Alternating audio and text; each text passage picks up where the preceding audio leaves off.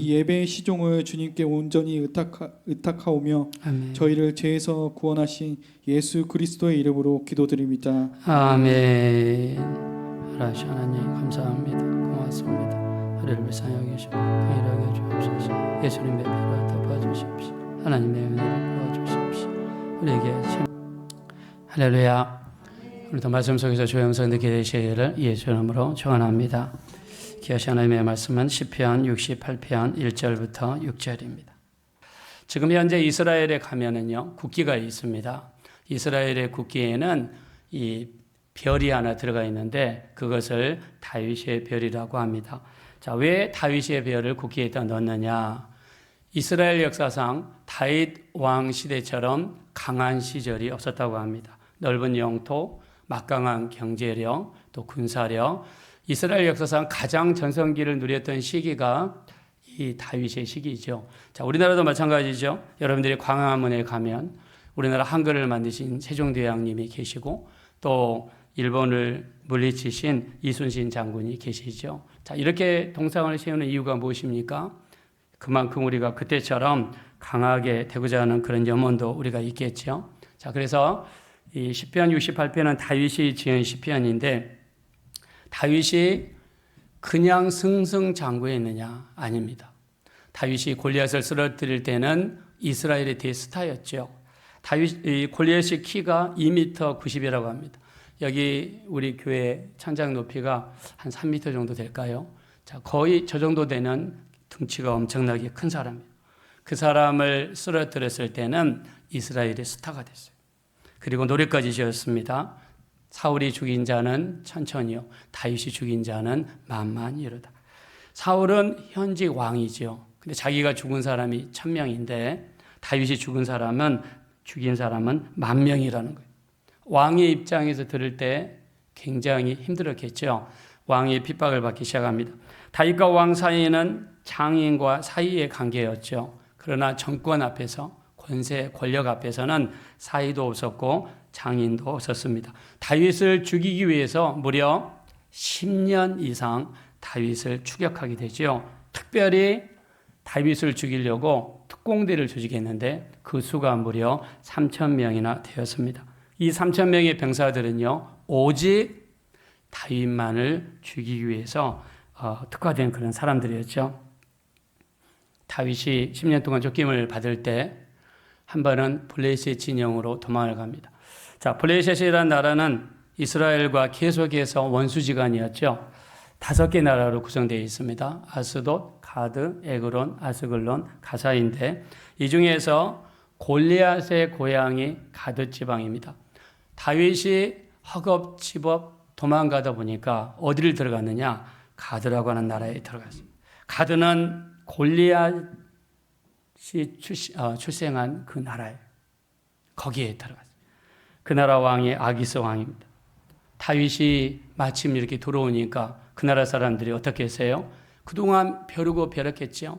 자기 나라 영웅을 죽인 사람이 다윗이니까 다윗을 죽이려고 궁궐로 끌고 왔습니다. 근데 다윗이 상황을 보니까는 골리앗의 고향이고 자기가 죽인 사람이에요. 여기서 살기 위해서 다윗은 어떻게 합니까? 미친 채를 합니다. 어떻게 미친 채를 하느냐? 등을 대문짝에 가져가가지고 대문짝에다가 등을 벽에다가 긁듯이 긁어댔어요.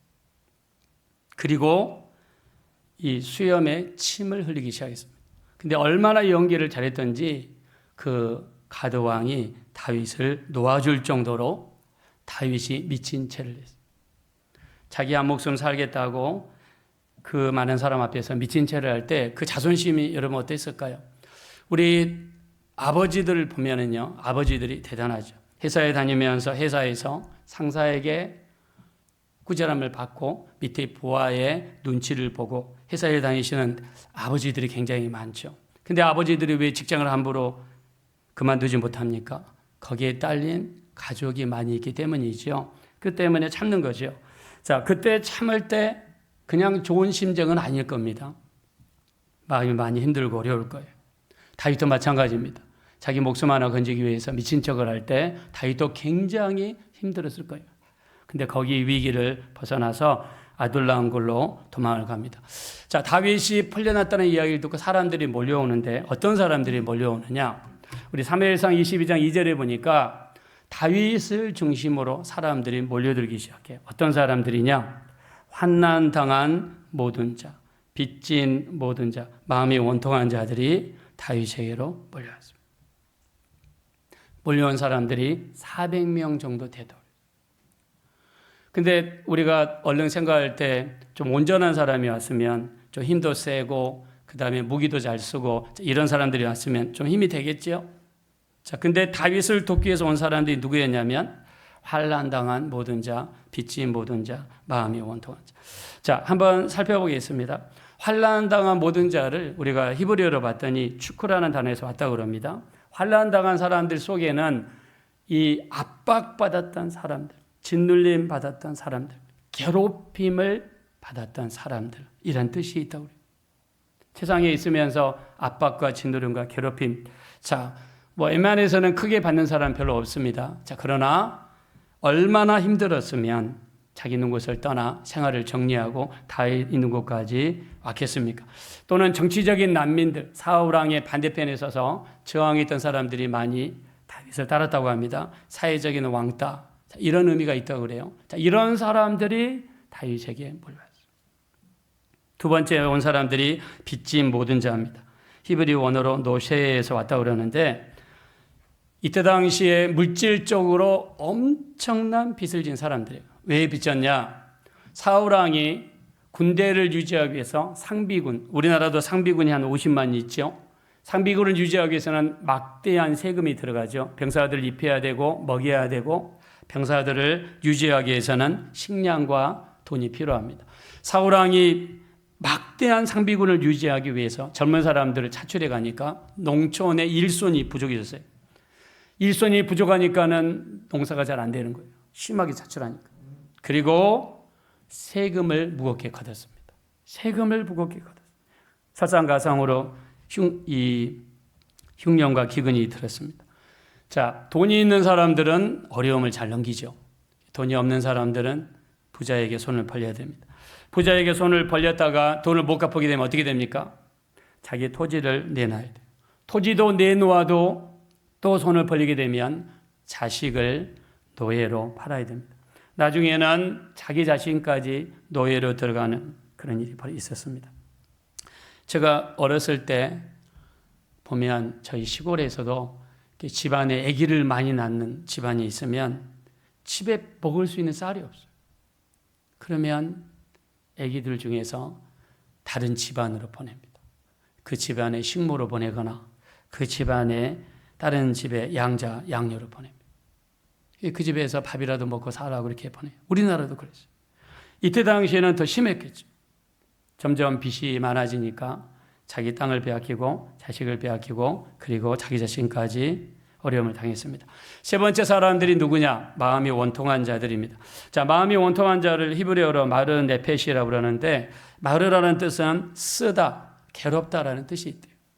그리고 우리가 이스라엘 백성들이 가다가 이 쓴물이 나온 그런 지역이 있었죠. 거기를 마라라고 그러죠. 마라라는 뜻 속에도 쓰다 이런 뜻이 있습니다. 우리 나오미라는 여자, 룻의 시어머니죠. 나오미는 기쁨이라는 뜻을 가지고 있는데 남편이 죽고 아들 2명이 죽었을 때 나를 더 이상 나오미라 부르지 말고 마라라고 부르라고 그랬습니다. 이 마라, 이 뜻이 쓰다라는 뜻을 가지고 있어요. 마라 네페시는 호흡인데요.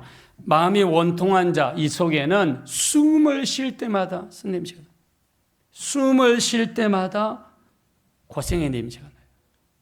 그러니까는 우리가 숨을 얼마나 많이 쉽니까? 숨을 쉴 때마다 쓴 냄새가 난다는 것은 그 사람의 인생이 얼마나 힘들고 고통스럽다는 것을 알 수 있습니다.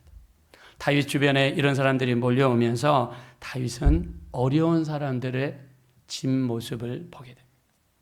이 세상에 잘 사는 사람도 있고 형통한 사람도 있고 어려움이 없이 이렇게 사는 사람도 있지만 또 다른 한편에는 숨 쉴 때마다 고통의 쓴소리를 이야기해야 되는 이런 사람들도 있었습니다.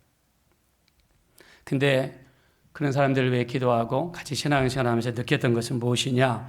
하나님은 약한 자의 편이라는 것입니다. 하나님은 어려운 사람들 편에 항상 서시더라. 그들을 돌보시고 그들을 위로하시고 그들을 붙드시는 하나님을 그는 보았습니다. 자, 그래서 이렇게 고백합니다. 우리 시편 68편 5절 우리 앞에 스크린에 있는데 한번 다 같이 읽어보실까요? 시작. 그의 거룩한 처소에 계신 하나님은 고아의 아버지이시며 가부의 재판장이시라. 아멘. 하나님은 거룩한 처소에 계세요. 하늘나라 거룩한 처소에 계시고 이 땅에서도 거룩한 성전에 계십니다. 근데 그 하나님은 거룩한 곳에도 계시지만 고아의 아버지가 되신다. 자, 히브리 문화권에서 아버지라는 것은 내가 너를 경제적으로, 사회적으로, 물질적으로 내가 책임지겠다는 뜻입니다. 이게 아버지의 개념입니다. 고아의 아버지, 과부의 재판장.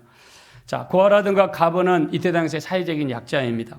중동 지방에서는요, 직장은 남자에게만 주어졌습니다. 아버지가 죽거나 남편이 죽게 되면 가장 고통을 받는 사람이 여자였어요. 부모를 잃게 되면 가장 어려움을 당하는 사람이 고아였습니다. 근데 성경에는 하나님께서는 고아 과부를 위해서 하나님 명령하셨어요. 어떻게 명령하셨냐? 신명기 14장 29절 한번 다 같이 읽어봅시다. 시작. 너희 중에 분깃이나 기업이 없는 레위인과 내 성중에 거류하는 객과 및 고아와 과부들이 와서 먹고 배부르게 하라. 그리하면 내 하나님 여호와께서 내 손으로 하는 범사에 내게 복을 주시리라. 아멘. 자, 여러분 축복하겠습니다. 여러분 손으로 하는 모든 범사에 하나님 복을 주시기를 예수 이름으로 축원합니다.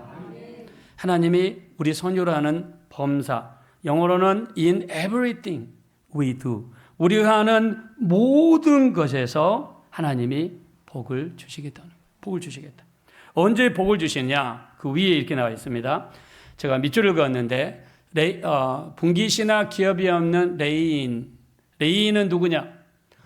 가나안 땅에 들어갈 때 땅을 12개로 분배했는데 땅을 받지 못한 지파예요. 그럼 이 사람들은 어떻게 먹고 사느냐? 사람들이 제사 지내기 와서 성전에 왔을 때 그들이 내는 성물로 이 사람들은 먹고 살아요. 근데 문제는 이 사람들이 은퇴하면 그것도 받을 수가 없었습니다. 레위인들 중에는 제사장도 있었거든요. 기업이 없는 레위인, 분깃이나. 그래서 은퇴한 선교사님들, 은퇴한 목사님들을 섬기는 것은 하나님이 복받는 비결이 되는 줄로 믿습니다. 복받는 거예요. 그 다음에 거류하는 객은 나그네입니다. 나그네는 땅도 없고 집도 없고 아무것도 없어요. 그 다음에 나온 사람들이 고아와 과부들이 와서 먹고 배부르게 하라는 거예요. 여러분의 집에, 사무실에 아니면 회사에 혹시 고아와 과부들이 왔습니까? 여러분 그들을 돌려보내지 마세요. 그들이 먹고 배부르게 해주세요. 먹고 배부르게 해주세요. 여러분 지하철 입구에 지나가다가 여러분의 손 내미는 사람이 있습니까? 지나가지 마십시오. 단돈 1,000원이라도 5,000원이라도 좋습니다. 꼭 주고 가세요. 저는 서울역에 가면 1호선 입구에 가면 실내에 노숙자들이 많이 계시더라고요. 가끔씩 거기 갈 때마다 돈을 챙겨가지고 갑니다. 1,000원짜리, 2,000원짜리 챙겨서 갑니다. 왜냐하면 그분들은요, 예수님의 작은 형상이거든요. 예수님의 형상. 우리 마태복음 25장에 보니까 내가 나그네 되었을 때 나를 돌아보았고 내가 굶주릴 때 먹을 것을 주었고 목마를 때 마실 것을 주었고 헐벗었을 때 옷을 주었고 병들었을 때 돌아보았고 옥에 갇혔을 때 돌아보았느니라. 주여 우리가 언제 주님께 그렇게 하였나이까? 여기 있는 지극히 작은 자에게 한 것이 내게 한 것이다. 주님 말씀입니다. 우리 주변에는 작은 자들이 많습니다. 우리 주변에는 힘든 영혼들이 많습니다. 이때 당시 사회 기준적으로 고아 과부는 사회적으로 지극히 힘든 사람들이에요. 이들을 배불리게 하고 그들이 필요한 것을 채워주면 하나님 말씀하셨습니다. 네 손으로 하는 범사에 우리에게 복을 주실 줄로 믿습니다. 복을 주시겠다고 말씀합니다. 이 말씀을 하나님 하신 거예요. 여기에 특정한 신분을 이야기했어요. 그것만이 아닙니다. 신명기 24장 19절 우리 한번 다 같이 읽어봅시다. 시작. 네가 밭에서 곡식을 벨 때에 그 한 붓을 밭에 잊어버렸거든 다시 가서 가져오지 말고 나그네와 고와 가부를 위하여 남겨두라. 그리하면 내 하나님 여호와께서 내 손으로 하는 모든 일에 복을 내리시리라. 아멘. 하나님이 여러분 범사에 복 주기 원하면 다 같이 아멘 합시다. 어떻게 하는 게 복을 받느냐? 우리가 가을 추수할 때 밭에서 곡식을 다 베지 말라는 거예요. 곡식 끝에 있는 거는 남겨두라는 거예요. 그러면 나그네나 고아나 가부가 와서 그거를 자기들이 가져가도록 놔두라. 곡식을 베다가 땅에 떨어졌어요. 땅에 떨어졌거는 다시 줍지 말라는 거예요. 땅에 떨어진 것을 나그네 고아 가부가 와서 먹게 하라는 거예요. 이런 마음으로 살아가시게 되면 하나님께서 네 소녀라는 모든 범사에 복을 허락해 주실 줄로 믿습니다. 포도도 마찬가지입니다. 포도원도 포도를 다 따지 마라. 그리고 따다가 떨어진 포도가 있으면 그대로 남겨두라는 거예요. 나그네라든가 고아가 가부가 와서 먹으라는 거예요. 대표적인 사람이 룻이었죠. 룻은 모압 땅으로 갔다가 다시 베들레헴으로 돌아왔어요. 다시 돌아왔는데 이미 땅은 다른 사람에게 넘어갔고 집도 없습니다. 시어머니 나오미를 모시고 살아가는데 땅이 있어야 농사를 짓죠. 농사 지을 수 있는 땅이 없어요. 이때 룻이 했던 방법이 무엇입니까? 수확기에 밭으로 나갑니다. 주인이 곡식을 떨어뜨리는 것이 없나 자세히 보다가 떨어진 것이 있으면 그거를 주었어요. 그리고 밭 가장자리까지 거두지 말라 그랬으니까 가장자리에 남는 것을 룻이 거뒀습니다. 자, 이것을 보고 보아스가 일부러 종들에게 명령을 내리죠. 너희는 더 많이 떨어뜨려라. 룻을 위해서 더 많이 떨어뜨려라. 일부러 보아스가 배를 해줬습니다. 자, 이런 마음으로 살아가는 사람들이 있다면 하나님께서 우리가 하는 모든 일에 복을 내리실 줄로 믿습니다. 자, 다윗은 이 고아나 가부를 볼 때니 하나님이 이렇게 역사하시더라는 거예요. 우리 아까 읽었던 말씀인데 다 같이 한번 읽어봅시다. 시작. 하나님이 고독한 자들은 가족과 함께 살게 하시며 갇힌 자들은 이끌어내사 형통하게 하시느니라. 오직 거역하는 자들의 거처는 메마른 땅이로다. 아멘. 따라합시다. 고독한 자들은 가족과 함께 살게 하시며 갇힌 자들은 형통하게 하시느니라. 우리 그렇게 할 줄로 믿으며 다 같이 아멘 합시다. 이들을 보니까 고아 가부인데 이 고독한 자들인데 고독한 자들은 하나님이 가족과 함께 살게 해주시더라는 거예요. 갇힌 자들, 물질에 갇히고 근심 걱정에 갇히고 어려움에 갇힌 자들은 하나님이 거기에서 이끌어내셔서 다시 형통하게 하시는 역사를 베풀어 주시더라는 것입니다. 우리 믿으면 다 같이 아멘 합시다. 다윗이 어려운 사람들과 살면서 아까 말씀 나눴죠. 환난 당한 모든 자들, 빚진 모든 자들, 또 고통 중에 있는 모든 자들과 살면서 하나님이 그들에게 어떻게 역사하신가를 봤다는 거예요. 하나님이 그렇게 역사하시더라는 거예요. 그래서 그 하나님을 찬양하는 성경 구절이 시편 68편입니다. 그 하나님을 찬양해요. 근데 우리가 잘 아는 조지 밀러라는 사람 여러분 아시죠? 5만 번 기도해서 5만 번 응답받은 사람입니다. 이분이 성경을 읽다가 자기 가슴에 꽉 꽂히는 말씀이 바로 시편 68편 5절입니다. 하나님은 고아의 아버지시요 가부의 재판장이라는 이 말씀이 자기 가슴에 찔렸어요. 찍혔어요. 크게 찔렸어요. 그래서 당시에 길거리에는 고아들이 즐비하고 당시에는 산업혁명 시기거든요. 19세기에. 시골에서 올라온 농민들, 와가지고 실패한 사람들, 술주정병이 또는 또 창녀들 이런 사람들이 거리에 즐비한 시절입니다. 이때 조지 밀러는 성경을 읽다가 시편 68편의 말씀에 큰 은혜를 받았습니다. 하나님은 고아의 아버지시다.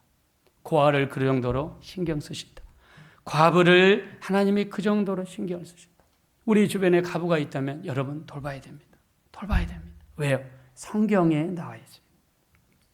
그래서 조지 밀러는요 거리에 나갔습니다. 그래서 고아들을 모았어요. 자기 집에서 30명의 고아로 시작했습니다. 이 조지 밀러가 살았던 데가 영국 지방 도시인데 애슐리 다운이라는 지역에 고아원 5개를 지었습니다. 애슐리, 우리 익숙한 이름이죠. 우리 이일랜드 기독교 회사죠. 거기서 만든 뷔페집이 애슐리 퀸즈죠. 자, 여기에 애슐리와 연관성이 있느냐? 없다고 그러더라고요. 애슐리라는 이름은요, 미국 중산층 주부 중에서 요리를 잘하고 상냥하고 주변에 지나가는 사람들을 초대해서 밥 먹이기를 좋아하는 중산층 주부를 애슐리라고 한다고 합니다. 그래서 이일랜드 박성수 회장님께서 애슐리라 이름을 지은 이유는 누구든지 저렴한 가격에 애슐리에 와서 밥을 먹어라, 이런 의미에서 애슐리 퀸즈를 지었다고 합니다. 애슐리 타운이라는 지역에 조지 밀러는요, 건물 5개를 지었어요. 그리고 거기에 있는 고아원들이 무려 2,000명의 고아원들을 먹여 살렸다고 해요. 2,000명. 그러면 2,000명을 먹여 살려면 돈이 많이 있어야 되느냐? 돈은 없었대요. 오직 모든 걸 뭘로 해결했습니까? 기도로 해결했다. 기도로. 그래서 우리가 여러분들도 들어봤을 간증인데요. 성탄절인데 먹을 것이 없어요. 성탄절이면 이들이 선물 주세요, 맛있는 거 주세요 할 그 시즌인데 고아원에 먹을 것이 없어요. 그래서 아침에 기도실에 들어가 조지 밀러가 하나님께 기도합니다. 하나님, 성탄절 예수님이 탄생하신 시기인데 먹을 것이 없어요. 하나님 도와주세요. 채워주세요. 하나님은 고아의 아버지라고 하지 않았습니까? 아버지라는 뜻 속에는 책임진다는 뜻이 있는데 하나님께서 이들의 아버지가 되시니 책임져 주실 줄로 믿습니다. 기도했어요. 점심때가 됐는데 아무런 연락이 없어요. 오후가 됐는데 갑자기 트럭 몇 대가 들어오는 거예요. 큰 회사에서 송년회를 하려고 하다가 일이 생겨가지고 빵꾸가 났다. 취소가 됐다는 거예요. 그래서 이 많은 음식을 처분할 수가 없어서 조지 밀러가 운영하는 고아원에 가져왔다는 거예요. 근데 이 큰 회사에서 마련한 송년회 파티니까 얼마나 음식이 많았겠어요. 얘들이 역대 최고의 음식을 먹는 이 역사가 조지 밀러의 기도를 통해서 이루어진 줄로 믿습니다. 우리 하나님은 아버지입니다. 우리 하나님 아버지라 부를 때 하나님은 우리의 아버지십니다. 아버지라는 뜻 속에는 내가 너를 아버지로서 책임져 주시겠다고 말씀하시는 줄로 믿습니다. 우리의 경제적인 문제, 우리의 사업적인 문제, 우리가 하는 모든 부분에서 하나님께서는요, 우리 아버지로서 책임지시고 붙들어 주시고 인도해 주실 줄로 믿습니다. 이게 하나님의 말씀이에요. 야고보서 2장 15절 17절. 자, 우리 한번 말씀 한번 먼저 읽어보겠습니다. 시작. 만일 형제나 자매가 헐벗고 일용할 양식이 없는데 너희 중에 누구든지 그에게 이르되 평안히 가라, 덥게 하라, 배부르게 하라 하며 그 몸에 쓸 것을 주지 아니하면 무슨 유익이 있으리요? 이와 같이 행함이 없는 믿음은 그 자체가 죽은 것이라. 아멘. 우리의 주변에 형제 자매, 교회에서 성도님들, 집사님들, 교회에 어려운 분들이 있는데 이분이 헐벗었어요. 입을 것이 없어요. 일용할 양식이 없어요. 먹을 것이 없어요. 물론 지금은 상상하기 힘들죠. 그런데 꼭 이와 같은 양상이 아니더라도 갖가지 다른 모습으로 힘들고 어려운 사람이 있죠. 근데 우리는 어떻게 아느냐? 16절에 뭐라고 그랬습니까? 너희 중에 누구든지 말만 한다는 거예요. 평안하세요. 따뜻하게 하세요. 배부르게 사세요. 말만 한다는 거예요. 말만 하고 그 몸에 쓸 것을 주지 않으면 무슨 유익이 있겠냐? 행함이 없는 믿음은 그 자체가 죽은 것이다. 여러분, 우리 주변에 어려운 사람들 보고도 우리가 한다면 이 말씀을 읽다가 크게 은혜 받은 사람이 있었습니다. 이 사람의 이름은 윌리엄 부스입니다. 이때 당시에 영국의 산해병명 시기에 수많은 농민들이 도시로 대시로 왔습니다. 근데 이때 당시에는 의료가 발달하지 못해서 콜레라하고 결핵이 만연했다고 합니다. 수많은 사람들이 전염병으로 죽었대요. 농촌에서 살다가 돈이 많이 생기니까 알코올 중독에 빠진 사람들이 많았대요. 여자들은 와서 일이 없으면 매춘유로 전략해서 자기 몸을 팔면서 인생이 망가졌다고 합니다. 근데 영국은 기독교 국가 아니겠습니까? 주일날 영국의 런던에 가서 교회에 가려고 그러니까 런던에 있는 교회는 다 중산층 사람들이에요. 교회 입구에서 막는 거예요. 당신 같은 사람은 못 들어옵니다. 교회 입구에서 막는 거예요. 여기에 큰 실망을 느낀 윌리엄 부스는 아까 읽었던 우리 야고보서 말씀을 배고 나서 교단을 탈퇴했습니다. 그리고 직접 밖으로 나갔습니다. 나그네와 고아 가버는 예수님의 형상이라고 주장했습니다. 그리고 런던 동쪽에 가서 이스트 런던 크리스천 미션이라는 동런던 기독 선교회라는 선교회를 만들었어요. 이게 점점 커져서 구세군이 됩니다. 이 윌리엄 부스가 외쳤던 단어는 세 가지입니다. 첫째, 스프죠. 소프, 비누죠. 셀베이션, 구원입니다. 배가 고픈 사람에게는 빵을 먼저 주어야 복음이 들어간다라고 이야기했어요. 그래서 사람들에게 먹을 것을 줍니다. 필요한 걸 줘요. 그리고 거리에서 사는 사람들이니까 얼마나 지저분하겠어요. 비누로 사람들을 씻겨줬어요. 그리고 그들을 주님께로 인도했어요. 그래서 soap, salvation 이 세 가지를 가지고 그들에게 접근했습니다. 이 윌리엄 부스가 변화된 것은 바로 형제자매 중에 헐벗고 굶주린 영혼이 있는데 그들에게 말만 하고 행동으로 옮기지 않는 것. 그것은 온전한 삶이 아니라는 것을 깨달았습니다.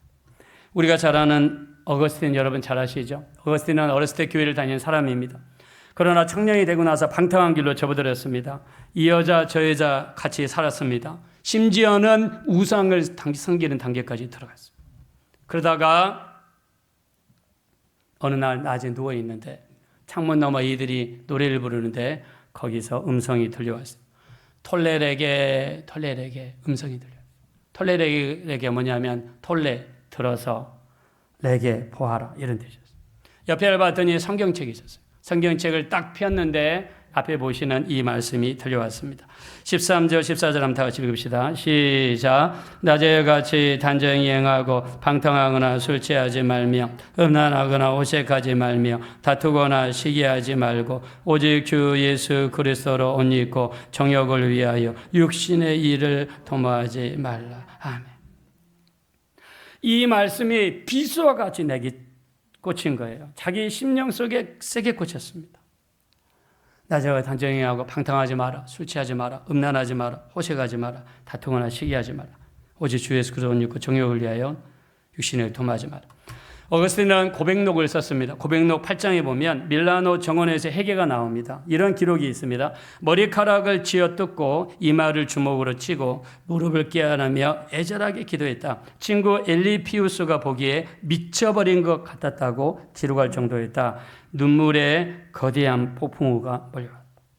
자기 죄를 보고 이 말씀이 내 가슴에 꽂히니까 방탕하게 살았던 자기의 모습을 보고 세상적이었던 내 모습을 보고 처절하게 하나님 앞에 회개하는 어거스틴이 되고 나중에 변화되게 됩니다. 제가 캐나다에서 22년 동안 살았는데요. 캐나다에서 제일 큰 교회가 토론토 영락교회입니다. 목사님이 김재광 목사님. 저는 거기서 많은 간증을 들었어요. 김재광 목사님은요, 우리나라에 있을 때 큰 사업을 했습니다. 무슨 사업을 했느냐? 가발 사업을 했답니다. 와이셔츠를 만들고 스웨터를 만들고 원단을 만들어서 수출을 했습니다. 원래 신앙이 좋아서 어렸을 때부터 교회를 열심히 다니고 11조를 열심히 내는 사람이었어요. 근데 사업이 커지고 소득이 늘어나니까 하나님과 타협했습니다. 하나님, 제가 나중에 소급해서 빌딩 하나 사서 교회에 드리겠습니다. 하나님께 기도했어요. 그리고 11조 내야 될 돈을 자기 사업에 계속 투자했어요. 근데 나중에 회사가 갑자기 어려워져 가지고 부도가 났습니다. 공장과 집이 압류를 당했습니다. 온 식구가 길거리에 내앉게 되었어요. 하루아침에 사골집방으로 이사하는 사장님이 되었습니다. 그러다가 이 명동 옆에 조동이 있죠. 조동에 가면 영락교회 건물이 있습니다. 영락교회 앞에 가가지고 영락교회 입구에서 소주병 들고 가가지고 술을 마시면서 교회 앞에 있는데 교회 안에서 한경직 목사님의 설교가 들려왔습니다. 그 설교가 이 말씀이었다고 합니다. 다 같이 한번 읽어보실까요? 시작. 사람이 어찌 하나님의 것을 도둑질하겠느냐. 그러나 너희는 나의 것을 도둑질하고도 말하기를 우리가 어떻게 주의 것을 도둑질하였나이까 하는 도다. 이는 곧 11조와 봉헌. 이 말씀이 한경직 목사님 그 목소리를 통해서 들려온 거예요. 거기서 가슴에 찔림을 크게 받았다고. 그리고 자기도 모르게 술병을 내려놓고 성전 안으로 들어갔습니다. 황재진 목사님의 설교를 들으는 내내 눈물을 흘리면서 회개했다고 합니다. 그리고 신학교에 들어갔어요. 목사님이 됐습니다. 서울 영락교회에서 김재광 목사님을 토론토로 한번 가서 한번 교회를 해봐라. 이때가 1977년 11월입니다. 제가 1991년에 갔으니까 굉장히 오래전에 교회가 만들어졌어요. 토론토 영락교회를 통해서 1977년이면 우리나라가 막 토론토로 이민 가던 그런 시기예요. 그 사람들을 모아 성경 공부를 하고 그들을 주님께로 인도했습니다. 나중에 은퇴한 다음에는 러시아에 가서 러시아에서 수많은 영혼들에게 복음을 전했습니다. 자, 여러분들에게 말씀드리고 싶은 거는 하나님의 말씀이 우리 안에 들어와서 우리를 진동시키고 우리를 변화시키고 이 말씀이 우리 안에서 살았고 운동이 있는 역사로 강하게 나타나게 되시기를 예수 이름으로 축원합니다. 저는 이 말씀을 인생 말씀이라 하고 싶습니다. 우리 인생에 가는 방향을 바꾸는 말씀이니까 인생 말씀이에요. 그 인생 말씀은 언제든지 쏟아질 수 있어요. 저는 하나님 제가 주의 종이 되기를 원하시면 나를 좀 인도해 주십시오. 오랫동안 기도했어요. 대학교 2학년 때, 대학교 3학년으로 갈 때 저희 때는 갈림길이었습니다. 대학원을 가느냐, 취직을 하느냐, 아니면 2년 마치고 군대를 가느냐. 갈림길에 서 있었어요. 거기에 따라 내 인생도 바뀌는 거예요. 저도 회사를 갈지 아니면 취직을 할지 대학원을 갈지 결정을 해야 돼요. 그래서 하나님께 작심하고 기도했어요. 하나님 어떤 길로 가기를 원하십니까? 근데 어느 날 새벽 하나님 보여주셨습니다. 제가 보는데 제가 제 앞에 있는데 제가 7개 금 촛대를 든 촛대를 들고 있더라고요. 촛대에 불이 켜져 있습니다. 거기에 하나님의 말씀이 타이프처럼 지나가더라고요. 지금도 선명해요. 히브리서 11장 24절 26절 믿음으로 모세는 바로의 공주의 아들이라 칭함받기를 거절하고 하나님 백성과 함께 고난받기를 잠시 최악의 낙을 누리는 것보다 더 낫게 여기고 그리스도를 위하여 받는 능력을 애굽에 있는 모든 보화보다 더 낫게 여겼으니 이는 상주심을 바라봄이라. 할렐루야. 말씀이 타이프처럼 지나갔어요. 저에게는 큰 충격이었어요. 이 땅에서 잠시 지약의 낙을 누리는 것보다 하나님의 백성과 함께 사는 것을 더 낫게 여기고 이 땅에서 지약의 삶을 살지 말고 백성들과 함께 살아라. 그런 말씀입니다. 그리스도를 위해 받는 능력을 애굽에 있는 모든 보화보다 낫게 여기고 그래서 그 말씀을 저는 소명으로 받아들였습니다. 그리고 신학교 가기로 결정했어요. 제가 캐나다에 갔는데 기도가 그렇게 하고 싶어요. 근데 기도할 데가 없어요. 그래서 캐나다 교회에 가서 캐나다 교회 뒤에 가가지고 뒤에 가면 계단이 있거든요. 뒷문이 있고 근데 그 뒷문은 문을 가만히 놔두면 자동으로 닫히는 문입니다. 밖에서는 열 수가 없어요. 안에서 열어줘야지 열어집니다. 근데 뒤에서 계단에서 기도하는데 누가 제 손을 잡고 뒷문 쪽으로 끄는 게 강하게 느껴졌어요. 그래서 가서 문을 딱 열었더니 열려요. 그래서 의아하게 생각이 있습니다. 아니 이렇게 뒷문을 열어놓으면 교회 물건 훔쳐갈 텐데 어떻게 하려고 문을 열어놨지? 의아하면서 들어가서 간절히 기도하고 똑같은 문으로 나왔습니다. 그리고 문을 45도만 열고 손을 놨어요. 저절로 닫히는 문이거든요. 그리고 문이 저절로 닫혔어요. 그리고 딱 잡아다니니까 그 다음부터는 안 열렸어요. 그 다음날 가도 열어도 안 열렸어요. 한 달 뒤에 가도 안 열렸어요. 1년 뒤에 갈 때마다 열어봐도 안 열렸어요. 그 뒤로 한 번도 열린 적이 없었습니다. 근데 그 문이 닫히고 안 열리는데 그때 왼쪽 위에서 오른쪽 아래로 번개가 치면서 제가 느끼기에 번개가 치면서 요한장 7절 말씀이 지나갔어요. 다윗의 열쇠를 가지신 이 거룩하고 진실하사 다윗의 열쇠를 가지신 이가 가라사대 내가 열면 닫을 사람이 없고 닫으면 열 사람이 없는 이가 가라사대 내 앞에 열린 문을 두었으니 뜬 사람이 없으리라. 할렐루야. 저는 그 말씀이 너무 좋았어요. 캐나다 간 지 얼마 안 됐습니다. 힘들고 어려웠어요. 근데 하나님께서 함께 하시겠다는 말씀으로 받았어요. 그 말씀 붙잡고 한동안 있는 힘을 다해서 기도하며 살았어요. 하나님은 우리에게 때를 따라서 우리에게 인생 말씀을 부어주시는 줄로 믿습니다. 오늘도 설교 속에서 여러분의 심령이 와닿는 인생 말씀이 있게 되시기를 예수 이름으로 축원합니다. 극동방송을 듣거나 유튜브를 들을 때도 여러분의 심령을 때리는 인생 말씀이 이루어지게 되시기를 예수 이름으로 축원합니다. 자, 그러면 우리가 어떻게 하면 이 말씀이 우리에게 더 잘 임할 수 있는가? 자, 우리가 뭐 방법이 있다기보단 말씀으로 돌아가서 데살로니가전서 2장 13절 다 같이 한번 읽어봅시다. 시작. 너희가 우리에게 들은 바 하나님의 말씀을 받을 때에 사람의 말로 받지 아니하고 하나님의 말씀으로 받음이니 진실로 그러하도다. 이 말씀이 또한 너희 믿는 자 가운데에서 역사하느니라. 아멘. 우리가 말씀을 들을 때 사람의 말로 받으면 아무런 영향이 없다는 거예요. 하나님이 내게 주시는 말씀으로 받아야 이 말씀이 믿는 자 속에서 역사가 일어나게 될 줄로 믿습니다. 믿음으로 받으셔야 돼요. 말씀을 믿음으로. 하나님이 오늘 내게 주시는 말씀이다. 믿음으로 받아야지 역사가 일어납니다. 그 다음 우리 말씀을 받을 때 가장 좋은 말씀 마음 받으신 무엇이냐? 자, 누가복음 8장 15절인데 우리 한번 다 같이 읽어봅시다. 시작. 좋은 땅에 있다는 것은 착하고 좋은 마음으로 말씀을 듣고 지키어 인내로 결실하는 자니라. 아멘. 말씀을 받을 때 옥토라고 그러죠. 좋은 밭이라고 그럽니다. 어떤 사람이 옥토냐? 말씀을 받을 때 첫째 착해야 됩니다. 말씀을 받을 때 저거는 누구를 치는 말씀이다. 저거는 누구를 향하면 이렇게 받으면 안 됩니다. 여러분 물론 그렇게 받을 수도 있겠죠. 근데 그렇게 안 받으려고 노력해야 되겠죠. 착하고 좋은 마음으로 말씀을 듣고 지키어 인내로 계셔. 오늘도 우리가 예배 드리기 전에 우리는 이렇게 기도해야 됩니다. 하나님, 오늘 또 주의 종을 통해서 내 심령에 말씀하여 주시옵소서. 오늘도 하나님이 내 심령에 하시는 말씀을 들을 수 있는 길을 허락하여 주시옵소서. 이게 착하고 좋은 마음. 그래서 오늘도 내가 이 말씀 가지고 일주일 동안 살겠다. 왜? 사람의 떡으로만 사는 것이 아니라 하나님 위해서 나오는 모든 말씀으로 산다고 그랬죠. 마태복음 4장 4절에. 그래서 우리 하나님의 말씀으로 사니까 오늘 우리에게 떨어지는 말씀이 있다면 그 말씀 붙잡고 사는 것입니다.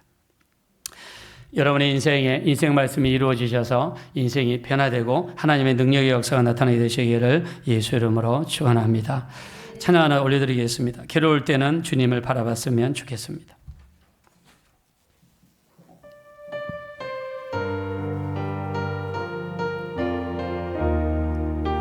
힘이 없고 연약할 때, 괴로울 때 우리 주님만 바라봤으면 좋겠습니다. 진심을 다해 찬양 올려드립시다. 괴로울 때 주님의 얼굴 보라, 평화의 주님 바라보아라. 세상에서 시달린 친구들아, 세상에서 시달린 친구들아, 위로의 주님 바라보아라. 눈을 들어 주를 보라, 눈을 들어 주를 보라. 내 모든 염려 주께 맡겨라. 슬플 때에 주님의 얼굴 보라. 사랑의 주님 안식 주리라. 힘이 없고 내 마음이여. 능력의 주님 바라봅시다. 능력의 주님 바라보라. 아멘. 주의 이름 부르니 모든 자는 힘주시고 늘 지켜. 내 가슴에 손 얹으시고 주를 바라봅시다. 눈을 들어 주를 보라. 내 모든 염려 주께 맡겨라. 슬플 때에 주님의 얼굴 보라. 사랑의 주. 다시 한번 우리 엄마, 우리 눈을 들어 주님을 바라봅시다. 눈을 들어 주를 보라. 내 모든 염려 주께 맡겨라.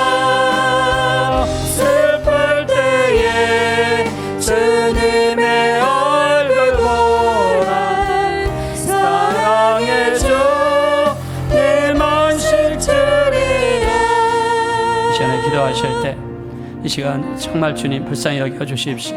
우리가 착하고 좋은 마음이 되어 하나님의 말씀을 인생 말씀이 되게 하시고 내 삶을 변화시키고 내 가정을 변화시키고 내 삶의 방향을 변화시킬 수 있는 인생 말씀을 허락해 주십시오. 믿음으로 받게 해주시고 이 말씀이 우리 속에 들어와 살았고 운동력 있게 도와주시고 하나님의 말씀의 역사가 우리 삶 가운데 힘있게 나타나게 도와주십시오. 우리 합심으로 간절히 기도하겠습니다. 돌아가시고자 아버지 하나님 지시보라 감사합니다. 우리에게 인생 말씀을 허락해 주십시오.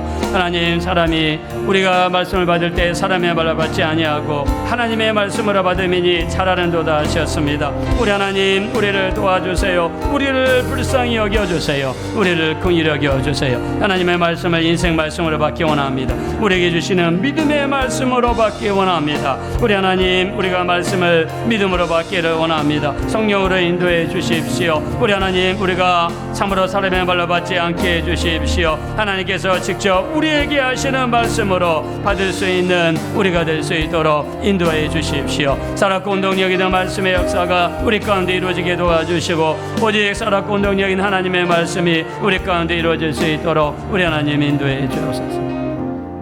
그러하시 하나님, 조지 밀러는 시편 68편 5절 말씀을 보다가 인생이 변화되고 고아에 헌신하는 사람이 되었습니다. 윌리엄 부스는 헐벗고 굶주린 주변에 있는 형제들을 돌보는 말씀을 마음에 새겨서 구세군을 창설하고 수많은 힘들고 어려운 영혼들에게 복음을 전했습니다. 우리 인생이 변화되고 인생의 방향을 바꿀 수 있는 우리 인생 말씀이 쉼없이 우리 가운데 이루어질 수 있도록 우리를 축복하여 주시옵소서. 이 말씀이 너희 믿는 자 속에서 역사한다 그랬습니다. 말씀을 감상하지 않고 말씀을 듣기 좋다 해서 지나서 내게 하시는 말씀으로 바뀌게 하여 주시고 이 말씀이 우리 심령을 변화시키며 우리 심령 속에 우리 삶 속에 능력의 말씀으로 나타날 수 있도록 축복하여 주시옵소서. 감사드리며 예수님의 이름으로 기도합니다. 아멘.